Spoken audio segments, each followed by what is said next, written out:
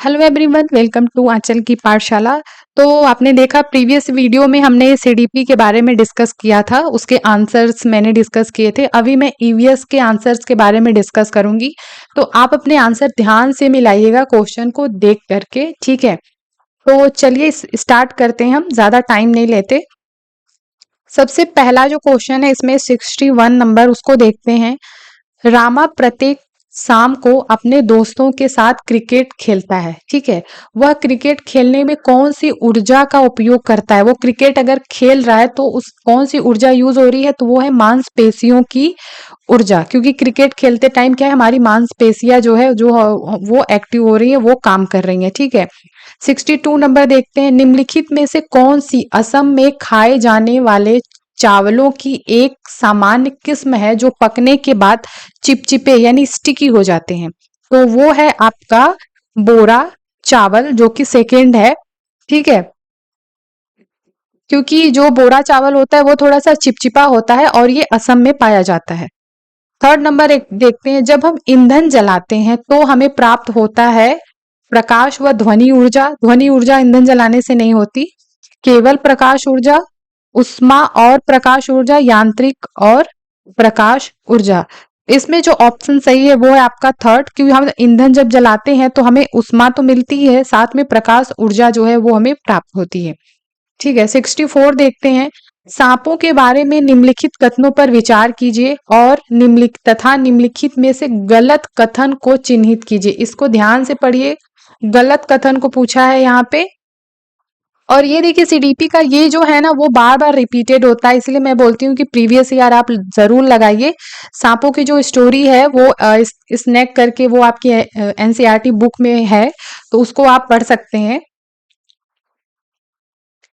तो इसमें जो ऑप्शन है आपका, वे अपने शिकार को चबा कर खाते हैं, वे अपने भोजन को पूरा निगल जाते हैं, नहीं वो निगलते नहीं है भोजन को अपने।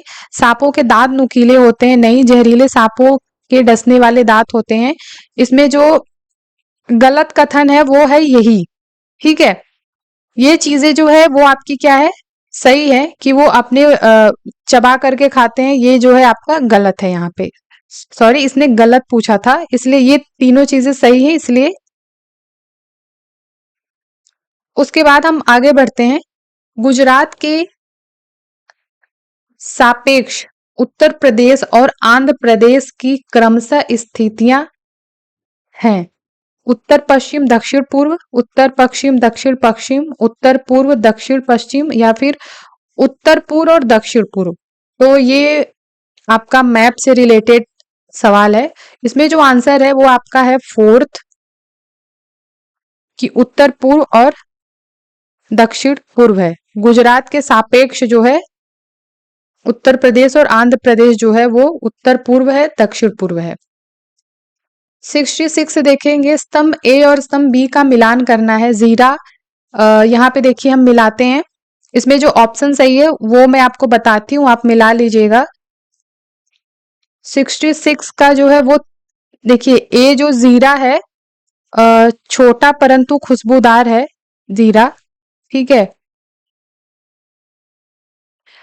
केसर क्या है, मिर्च की बात करते हैं। इसमें आपका मिर्च जो है, आपको पता है कि मिर्च जो है वो दक्षिण अमेरिका से उत्पत्ति है इसकी, ठीक है। तो ये दोनों तो हुआ, एक का ये हो गया और सी का ये हो गया। लौंग जो है वो कील की तरह दिखता है, आपने देखा होगा लौंग वो किसकी तरह दिखता है, कील की तरह। अभी एक ही ऑप्शन बचा है केसर, पीले रंग का ऑप्शन ये यहाँ पे दिया हुआ है। तो उस हिसाब से अगर आप देखेंगे तो ए का चौथा है और बी का आपका है तीसरा। तो बी का पहला दिया इसलिए हम नहीं लेते, यहाँ पे बी का तीसरा। सी का मिर्च का क्या है, मिर्च का दूसरा, और डी का पहला है, तो ये भी नहीं सही है, डी का पहला ये है। ये वाला ऑप्शन आपका सही है, 66 का 3, ठीक है। बंगाल की खाड़ी का तटवर्ती राज्य केंद्र शासित प्रदेश है। ये जो आपका बंगाल का खाड़ी है, तो इसका तटवर्ती केंद्र शासित प्रदेश सबसे पास में क्या पड़ता है आपका, उड़ीसा, ठीक है, पश्चिम बंगाल उड़ीसा। तो 67 का आपका सेकेंड वाला सही है। 68 देखते हैं, जंगलों के बारे में निम्नलिखित कथनों पर विचार कीजिए। जंगलों के बारे में निम्नलिखित कथनों कथनों पर विचार कीजिए। तो कुडुक भाषा में तोरांग का मतलब जंगल है, बिल्कुल सही बात है। तोरांग का मतलब जंगल ही होता है। और तो उस हिसाब से ये सही हुआ आपका। झारखंड में ग्राम परिषद लॉटरी के माध्यम से यह तय करती है कि किस परिवार को कृषि के लिए कितनी भूमि मिलेगी। ये झारखंड में नहीं होता, ये आपका होता है मिजोरम में। ठीक है, तो ये गलत हो गया आपका। जंगल अधिकार कानून 2007 उन लोगों को अधिकार दिलाता है जो कम से कम 15 वर्षों से जंगल में रह रहे हैं। 15 वर्षों से नहीं, 25 वर्ष से जंगल में रहते हैं, तो उस हिसाब से ये भी गलत हुआ। मिजोरम में लगभग 3/4 लोग जंगलों से जुड़े हुए हैं, बिल्कुल सही बात है। ए और डी सही है, ए और डी ये वाला ऑप्शन आपका सही है। ठीक है, आगे बढ़ते हैं। 69 देखते हैं। 24 ml घनत्व और 6 ml आयतन वाली वस्तु का द्रव्यमान क्या है? 24 ग्राम ml और 6 ml आयतन वाली वस्तु का जो द्रव्यमान है, इसको जब आप सॉल्व करेंगे तो इसमें जो आपका होगा वो 144 ग्राम। ठीक है, इसको आप देख लीजिएगा सॉल्व करके। अभी हम ज्यादा टाइम नहीं ले रहे हैं क्योंकि बहुत सारे बच्चे आंसर मिला रहे होंगे। 70 नंबर हम देखते हैं। कांसा, जिसे हम ब्रांज कहते हैं, एक मिश्र धातु है। ठीक, और ये क्वेश्चन इतना रिपीटेड है कि मैं क्या बताऊं। ये जब मैंने भी दिया था उस टाइम पे भी ये क्वेश्चन आया था और ये प्रीवियस ईयर में बहुत बार पूछा गया है। तो मिश्र धातु है जिसे निम्नलिखित में से किन्हें पिघलाकर बनाया जाता है? तो टीन और कॉपर को। 71 देखते हैं। निम्नलिखित में से हाथियों के बारे में सही कथन, ये भी बहुत बार आया है प्रीवियस ईयर में।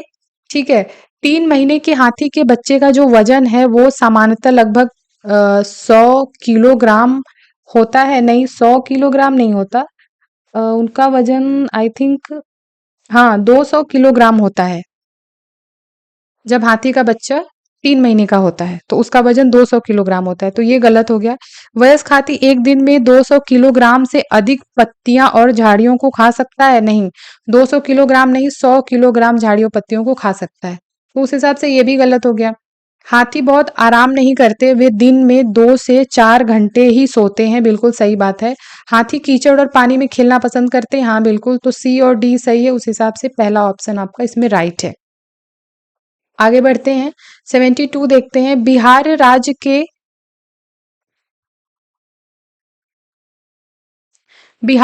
के लोगों के लिए निम्नलिखित में से मधुमक्खी पालन कार्यक्रम आरंभ करने के वर्ष की सर्वश्रेष्ठ अवधि है? तो ये भी रिपीटेड क्वेश्चन है। तो ये आपका जो है वो अक्टूबर से दिसंबर है।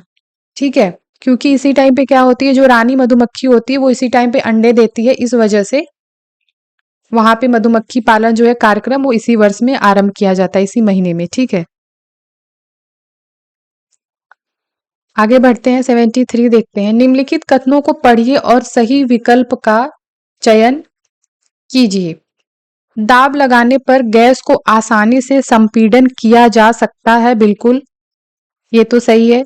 जब हम किसी गैस पर दबाव लगाते हैं तो गैसीय कणों के बीच अंतरानुक स्थान कम हो जाता है और यह आसानी से संपीड़न हो जाता है, सही है। इसलिए थर्ड ऑप्शन आपका सही है कि ए और आर दोनों सही है और आर ए की सही व्याख्या है। आगे बढ़ते हैं। 74 देखते हैं हम। निम्नलिखित कथनों ए और बी पर विचार कीजिए। ए क्या है कि मनाली में ढालू छतों वाले मजबूत बांसों के खंभों पर बने ऊंचे उठे हुए लकड़ी के घर होते हैं। देखिए, ये जो बात कही गई है कि जो ढालू छत वाले मजबूत बांसों के खंभों पर बने ऊंचे उठे हुए लकड़ी के घर होते हैं, ये होते हैं, बट ये मनाली में नहीं होते, ये आपको मिलते हैं असम में। ठीक है, ऐसे घर कहाँ होते हैं? असम में होते हैं। उस हिसाब से ये आपका गलत हो गया। और मनाली में बारिश बहुत होती है और बर्फ भी पड़ती है, मनाली में बारिश नहीं होती और बर्फ तो पड़ती है, ये सही है, लेकिन बारिश नहीं होती बहुत। ठीक है, तो उस हिसाब से ये भी गलत हो गया। तो दोनों गलत हो गए हैं, तो फिर ए और बी दोनों सही है, ए और बी दोनों गलत है। 75 देखते हैं हम। पौधों के निम्नलिखित मुख्य कार्य पर विचार कीजिए। पौधे के जो क्या क्या कार्य होते हैं उस पे हम देखेंगे कि भोजन का उत्पादन और भंडारण करना, पौधे को शक्ति और सहारा देना, पौधे के अन्य भागों को जड़ों से जल और खनिज का स्थानांतरण करना। तने का मुख्य कार्य, ये तने का कार्य इसमें से कौन सा है? पौधे को उत्पादन और भंडारण, भंडारण तो ठीक है लेकिन उत्पादन तो तना नहीं करता, पत्ते पौधों का उत्पादन करते हैं। पौधे को शक्ति और सहारा देना तने का कार्य है, बिल्कुल है। पौधे को अन्य भागों से जड़ों से जल और खनिज का स्थानांतरण कराना, तो सी भी सही है। तो ए तो गलत हो गया इसलिए ये ऑप्शन गलत है आपका। ये भी गलत है, केवल बी नहीं, ए और बी सही है इसलिए दूसरा सही है आपका। ठीक, आगे बढ़ते हैं। 76 देखते हैं। निम्नलिखित कथनों को पढ़िए और सही विकल्प का चयन कीजिए। कथन ए है कि ईवीएस के सीखने का अवलोकन, पहचान, वर्गीकरण आदि से संबंधित प्रक्रिया कौशल के लिए उन्मुख होने की आवश्यकता है, बिल्कुल है। और दूसरा कारण, कारण क्या है इसका?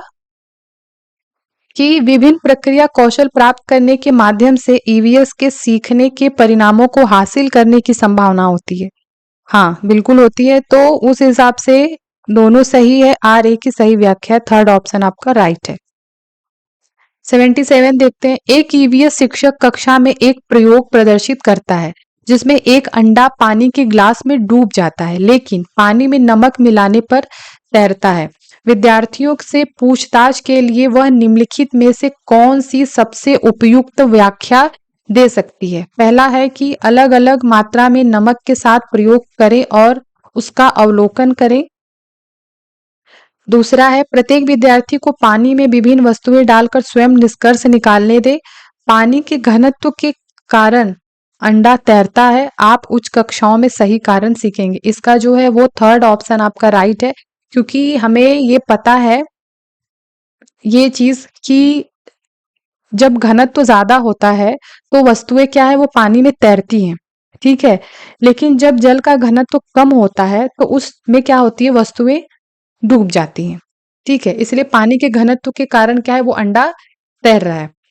78 देखते हैं। एक ईवीएस शिक्षक को योगात्मक मूल्यांकन के लिए प्रश्न पत्र तैयार करते समय डैश पर जोर देना चाहिए। योगात्मक मूल्यांकन एक व्यापक मूल्यांकन एक शिक्षक कर रहा है और उसके लिए प्रश्न पत्र तैयार कर रहा है, तो उसको किस बात पे ज्यादा ध्यान देना चाहिए कि प्रश्न पत्र की लंबाई और कुल अंक? बिल्कुल नहीं। प्रश्न पत्र की लंबाई और उद्देश्य, प्रश्न पत्र की सामग्री, कवरेज और उद्देश्य, ये सही है। अंक और अंक, अंक की बात नहीं है यहाँ पे, ठीक है।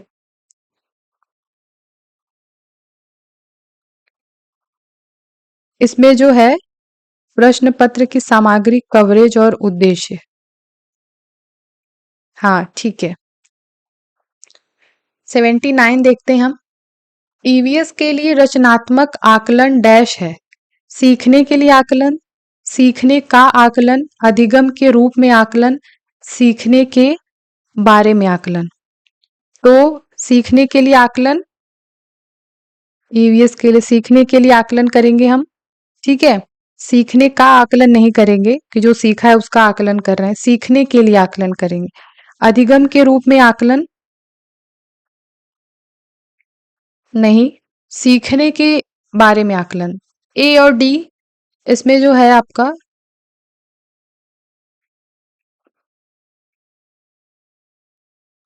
ए और सी सही है, ठीक है। ए सी सही है, ये गलत हो गया, सॉरी। सीखने के लिए आकलन, सीखने का आकलन, अधिगम के रूप में आकलन, ये तो सही है। अधिगम सीखने के बारे में, हाँ ये सही है आपका, ठीक है। इस हिसाब से आपका ए और सी सही है। आगे बढ़ते हैं हम। आप ईवीएस के विद्यार्थियों के लिए व्यवहारिक गतिविधियों को देखिए, यहाँ से आपका पेडागोजी स्टार्ट हो गया है। अभी वो जो हम ईवीएस कर रहे थे वो आपका जो आप जो एनसीईआरटी की बुक पढ़ेंगे ईवीएस की, उसमें से क्वेश्चन थे, लेकिन अभी ये आपका क्या है, पेडागोजी। यहाँ पे आपको समझने की जरूरत है। आप ईवीएस के विद्यार्थियों के लिए व्यवहारिक गतिविधियों को प्रोत्साहित करना चाहते हैं। निम्नलिखित में से कौन सी क्रिया सबसे उपयुक्त है? पहला है कि एक चार्ट पर विभिन्न पौधों के भागों का चित्र बनाना, या फिर ग्लोब से नक्शा पढ़ना, विभिन्न देशों के सिक्के एकत्रित करना, या फिर उपलब्ध सामग्री से ईवीएस किट विकसित करना। तो गतिविधि की बात हो रही है यहाँ पे, एक्टिविटीज की बात हो रही है। तो गतिविधि इसमें किसमें हो रहा है? उपलब्ध सामग्री से जब आप ईवीएस किट विकसित करेंगे। ठीक है, 81 नंबर देखते हैं। निम्नलिखित कथनों को पढ़िए और सही विकल्प का चयन कीजिए। कथन ए कि ईवीएस क्षेत्र भ्रमण प्रभावी शिक्षण शास्त्रीय रणनीति है, सही बात है। क्षेत्र भ्रमण वस्तु, घटनाओं और स्थानों की याददाश्त को बढ़ावा देता है, बिल्कुल, क्योंकि वो स्थायी बना रहता है हमारे दिमाग में जब हम चीजों को देखते हैं। तो ये दोनों सही है और आर ए की सही व्याख्या है, तो थर्ड ऑप्शन आपका राइट है। यदि 82 देखते हैं, यदि थीम यात्रा रेलवे स्टेशन ईवीएस में एक सामुदायिक संसाधन के उपयोग को दर्शाता है, तो निम्नलिखित में से कौन पूरा करेगा थीम भोजन? इन्होंने रेलवे स्टेशन यात्रा का थीम रेलवे स्टेशन से कनेक्ट किया, तो भोजन जो थीम है उसको हम किसान से कनेक्ट करेंगे। ठीक है, ये ऑप्शन आपका सही है। दुकानदार के पास सिर्फ खाने की चीजें नहीं होती, सिर्फ भोजन नहीं होता, दुकानदार के पास भोजन के अलावा भी बहुत कुछ होता है। ठीक है, कृषि फॉर्म, जंगल, बिल्कुल नहीं। 83 देखेंगे, ईवीएस शिक्षण के दौरान एक शिक्षक का बयान प्रश्न जो विद्यार्थियों को स्वयं या अपने साथियों की प्रतिक्रियाओं से उत्तर को विस्तृत करने के लिए प्रोत्साहित करता है। पहला है परीक्षण और त्रुटि, दूसरा है खोजपूर्ण प्रश्न, कंडीशनिंग चेनिंग। तो खोजपूर्ण प्रश्न है ये, कि प्रश्न जो शिक्षार्थियों को स्वयं या अपने साथियों की प्रतिक्रियाओं से उत्तर को विस्तृत करने को प्रोत्साहित कर रहा है, तो ये खोजपूर्ण प्रश्न है। 84 देखते हैं, एक शिक्षिका ईवीएस शिक्षण के लिए अपने विद्यार्थियों के साथ तुल्यकालिक संप्रेषण का चयन करना चाहती है। तुल्यकालिक जिसको हम सिंक्रोशन कहते हैं, ये क्या होता है? ये जो हम होते हैं ना, त्वरित संदेश वाली बात होती है इसमें, कि तुरंत बातचीत कर सकते हैं, तुरंत। तो उस वो जो संप्रेषण होता है, तुरंत संप्रेषण या फिर त्वरित जो हम संदेश भेजते हैं, उसको हम तुल्यकालिक संप्रेषण कहते हैं। तो वह निम्नलिखित में से किसे चुनेगी? वीडियो कॉन्फ्रेंसिंग, जब हम तुरंत, मतलब जब हम चाहे और तुरंत बात कर लें, तुरंत अपना जो संदेश है वो भेज सकें, तो वीडियो कॉन्फ्रेंसिंग, ऑनलाइन चैट सत्र, फोन कॉल्स, ये नहीं है। ये हाँ, वीडियो कॉन्फ्रेंसिंग भी आप तुरंत कर सकते हो, ऑनलाइन चैट भी कर सकते हो, फोन कॉल भी कर सकते हो, तो यही आपका सही है। दूसरा ऑप्शन देख रहे, phone call, pre recorder video, teleconferencing, नहीं, प्री रिकॉर्डर से आप तुरंत बात नहीं कर पाओगे, ईमेल से आप नहीं कर पाओगे, त्वरित संदेश, ब्लॉग, ये नहीं है, तो ये वाला ऑप्शन आपका सही है। ठीक है, 85 देखते हैं, आपको कक्षा 3 से 5 तक के अपने विद्यार्थियों के लिए ईवीएस पाठ्य पुस्तक का चयन करना है। ठीक है, इस उद्देश्य के लिए निम्नलिखित में से कौन सा मानदंड सबसे उपयुक्त है? पहला है कि पाठ्य पुस्तक बाल उन्मुख होना चाहिए, बिल्कुल, तथा लिंग, जाति, वर्ग और धर्म के आधार पर किसी भी रूढ़िवादिता या अपमानजनक व्यवहार से रहित होना चाहिए, ये बिल्कुल सही बात है। पुस्तक में चित्र बड़े और रंगीन होने चाहिए, नहीं। भाषा सरल, विद्यार्थियों के मानसिक स्तर के अनुसार होनी चाहिए। पाठ्य पुस्तक सचित्र विद्यार्थियों, इसमें ये वाला जो ऑप्शन है वो ज्यादा अच्छा है, सारी चीजें इसमें इंक्लूड हो जाती हैं। ठीक है, इसीलिए 85 का फर्स्ट जो है वो आपका सही है। 86 देखते हैं कि निम्नलिखित कथनों को पढ़ें और सही विकल्प का चयन करें। कथन ए है कि प्राथमिक स्तर पर ईवीएस में विषयों के बजाय थीम है। हाँ, बिल्कुल, थीम रखा गया है, और विषयों की तुलना में थीम आधारित ईवीएस सीखना शिक्षक और विद्यार्थियों के लिए आसान है। इसमें है, देखिए, शिक्षक के लिए तो वो आसान, विद्यार्थियों के हिसाब से वो आसान बनाई गई है। जो थीम आधारित ईवीएस है उसमें वो विद्यार्थियों के लिए आसान बनाई है, शिक्षकों के लिए नहीं। तो उस हिसाब से आपका जो इसमें है कि ए सही है परंतु बी क्या है वो गलत है। 87 देखते हैं, कक्षा 3 के विद्यार्थियों के लिए ईवीएस में निम्नलिखित में से कौन सा लिखने का परिणाम नहीं है? लिखने का परिणाम नहीं है। कक्षा की दिशाओं की पहचान करना। तो ईवीएस के बारे में पहली चीजें तो यही होती हैं कि उसमें हम दिशाओं का हमें ज्ञान पहचान होना चाहिए। अच्छे और बुरे स्पर्श पर अपनी राय व्यक्त करना, ये नहीं है। देखते हैं हम आगे। देखे हुए अनुभव किए गए मुद्दों पर आवाज उठाना और समाज की प्रथाओं से संबंधित करना, जैसे संसाधनों के स्वामित्व में भेदभाव, बिल्कुल, क्योंकि यहाँ पे ईवीएस की बात हो रही है ना। कुछ स्थानीय इंडोर आउटडोर खेलों में नियमों का अवलोकन करना, तो इसमें जो ये तीनों चीजें सही है, ठीक है। इसीलिए इसमें जो आपका ऑप्शन है वो है सेकेंड, ठीक है। ये इसमें आपका सेकेंड ऑप्शन सही है। 88 नंबर देखते हैं, निम्नलिखित में से कौन सा विकल्प कक्षा 1 से 5 तक ईवीएस पढ़ाने का मुख्य उद्देश्य है? शिक्षार्थियों को कक्षा के अधिगम को स्कूल के बाहर के जीवन के जोड़ने से मदद करना। देखिए एनसीएफ इसी चीज पे बल देता है, एनसीएफ 2005, कि बच्चों का जो अधिगम है वो स्कूल से बाहर उनको जीवन को जोड़ने में मदद करे, सिर्फ स्कूल तक सीमित नहीं रहे बल्कि स्कूल से बाहर भी उनको कनेक्ट करे, ठीक है। तो ये आंसर आपका फर्स्ट ही इसमें राइट है। 89 देखेंगे, अनीता परिवार थीम को पढ़ाने के लिए कई इकाई योजना तैयार करती है। निम्नलिखित में से कौन सा उसकी इकाई योजना का शीर्षक होगा? परिवार, संबंध, लिंग, भूमिकाएं, व्यवसाय, बदलते समय में सामाजिक सांस्कृतिक इकाई के रूप में, बिल्कुल ये हो सकता है। दूसरा देखते हैं, परिवार, घुमंतु परिवार, परिवार के प्रकार, एकल, संयुक्त परिवार, बिल्कुल नहीं। ये वाला जो ऑप्शन है ये ज्यादा पॉजिटिव और ज्यादा ये विस्तृत है, ठीक है, ज्यादा चीजों को इसने कवर किया है, ये सही है। 90 देखते हैं, ये लास्ट है।